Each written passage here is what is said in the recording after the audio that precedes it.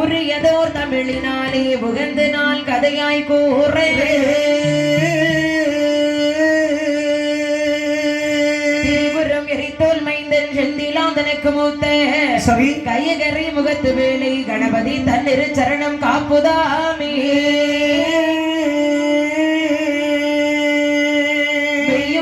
வல்லருக்கன் விரலால் தொண்ட வரம் வாங்கி செய்ய சிவநாதனை மருட்டி திருமால் அருகே மகிழ்ந்து செல்ல கைதல் வடிவாய் பெண் வேஷம் கொண்டு சத்தியம் செய்து வரமளித்த சாஸ்தா அயில் பிறந்த கதை படிக்க மத யானை முகவில் காப்புதாமே